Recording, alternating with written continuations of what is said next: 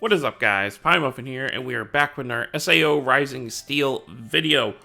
Finally, the Bercouli banner is up. I'm wondering if this is going to be the new time that they release stuff. If so, then I won't be able to do what I usually do, where I summon where I go live, because the last couple banners have not been right away. Like, this one started in the middle of the morning, and then same thing with the Bercouli banner here.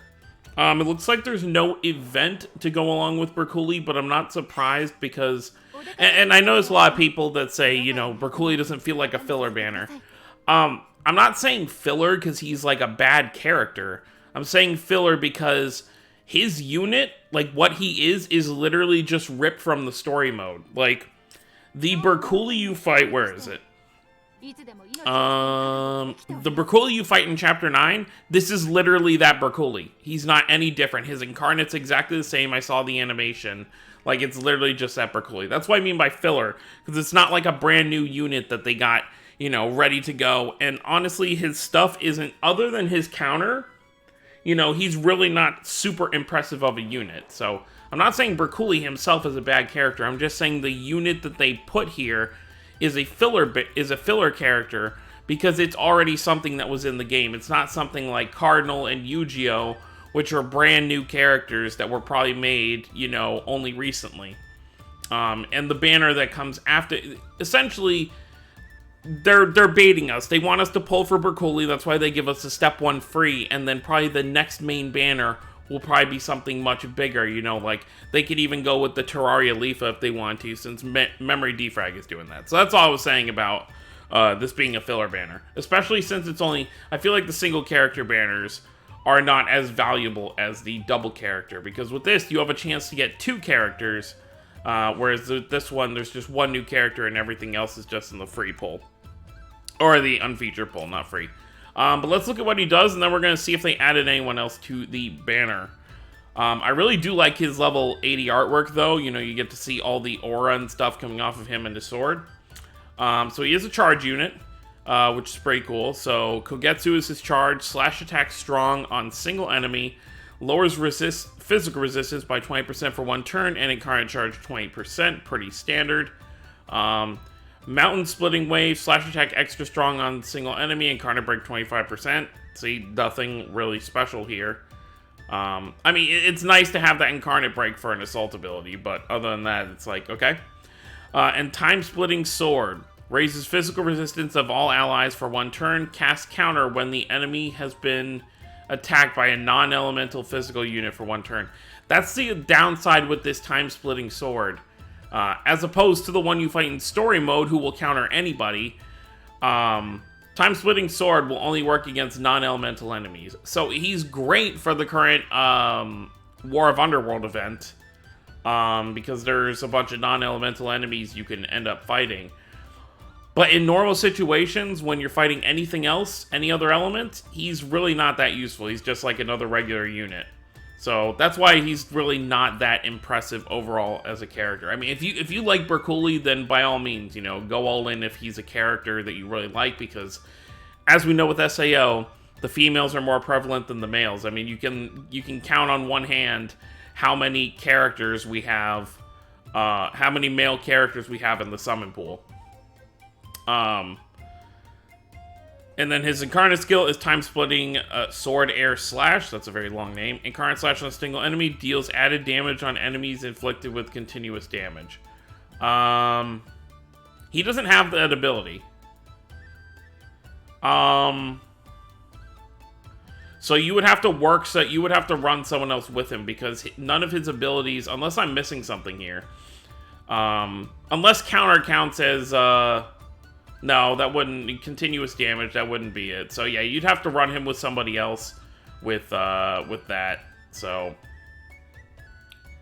Oh, well, here's a nice little bonus for him. So, okay, so this makes him a little better than just being a base, you know, a basic unit. So it seems like you start battle with 10% Incarnate with him as a unit just in general, so that's kind of nice. And 10% more Incarnate when there is a non-elemental enemy. So if you're fighting non-elemental, you start at 20%, that's not bad. Yeah, we know about his counter skill. Yeah, so continuous damage. You're gonna have to, unlike with a lot of other recent units, you're gonna have to run him with somebody else who can inflict continuous damage. So he's an okay unit.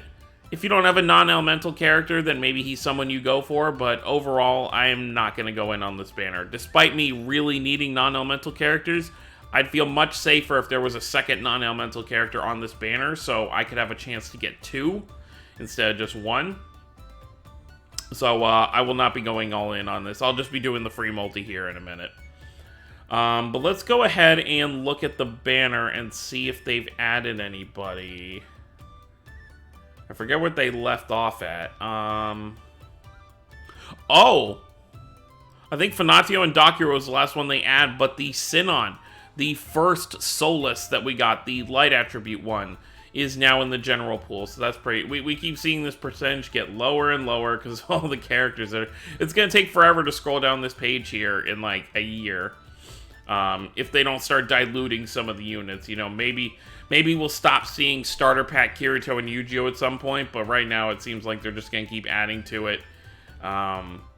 Which is fine, because overall, once you have a decent amount of units, you're really just looking for dupes. You're looking to get those crystals. Like right now, I'm not really looking to get any unfeatured characters unless it's like a non-elemental or water, because otherwise it's just like, I just really want crystals to kind of boost up my characters. But so there's that. There's also a weapon banner, obviously, for Bercouli. I'm not going to be summoning on the weapon banner because I've got plenty of swords. What I did do was, just on a whim, I did do the half off on this one, and I actually walked away with Yu-Gi-Oh's sword, which at first glance I was like, well, I don't have Yu-Gi-Oh, so that's kind of useless. But I ended up, since it is wind element, I ended up giving that to Renly. And then I got a dupe, or I had a dupe of Tisa's original sword, and then I had 3 of the exchange swords, so I exchanged all 4 of those for the dagger here. So Cardinal has her dagger. I finally have a 4-star dagger, which is kind of funny because for both rapiers and daggers, I had to exchange for them. But other than that, that's pretty much everything. So we're going to go ahead. We're going to do this free step. I've seen some people get crazy luck on their summons, but I'm not usually that lucky. Well, I don't want to say that, but recently I haven't been that lucky. But we'll see. You know, if we do get Bercouli, you know, I say he's like a whatever unit, but if we do walk away with him on the free step, I'll probably definitely put the crystals into him. Because definitely having another 4-star non-elemental character would be really useful. It doesn't look like that's going to happen here, though. Which is fine, because overall I was saying how he wasn't really somebody I absolutely need right now. You know, like I said, non-elemental is something I do need, but with how everything's going, I mean, the War of Underworld event, despite it being non-elemental, I'm really not having too much trouble with it. I've already farmed 30,000 points, and it's only been like 2 days, so I'm really not too worried about that. Alright, it looks like that should be the last one, I believe. Nope. This will be the last one. Alright, and there you go. That is all I got from that. So my summon for Bercouli is a bust. But that's okay with me. Like I said, he's not a unit I absolutely need right now. The only thing that would kind of like coerce me would be the fact that some of these events are starting to have like, well, not starting to, it's very infrequent, but they have these like, oh, beat this with a full team of male characters. And I think they actually finally added a male filter. If we go over to filter, I think, yep, they added male and female. So if we even just look at that, yeah. You look 1, 2, 3 of my 6 units that are male are summonable. And the other 3 are free to play, and ironically, 3 of the 6 are just Kirito.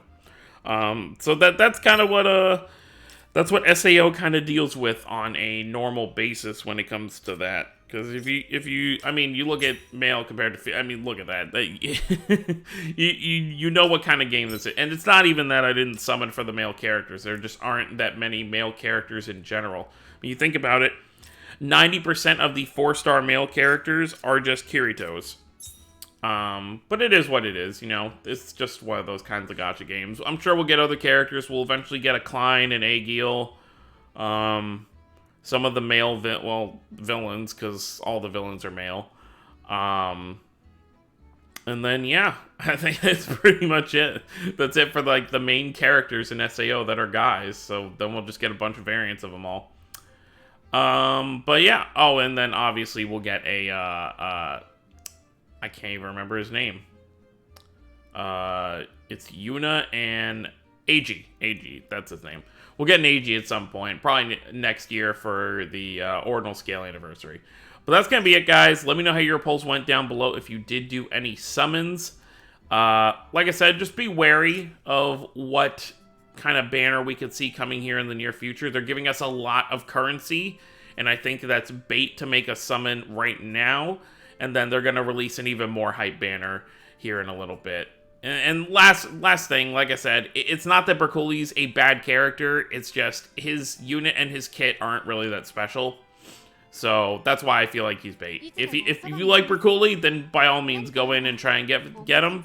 He's definitely not a bad character if you're lacking non-elemental units, like I'm sure a lot of people are, because I think the last non-elemental batch we got was the Gungale, Sinon, and Kirito like months ago, so I'm sure a lot of people are hurting for non-elemental. So if he is somebody that you want, and plus you have a higher chance of choosing who you want on step 5, because unlike with Yu-Gi-Oh! And Cardinal, Bercouli is the only one on this banner, so if you get that favored 50% chance, you're getting Bercouli nonetheless. But that's going to be it, guys. Thank you all for watching. Don't forget to subscribe for more if you're new to the channel. I'll see you all next time. Have a wonderful day, everyone.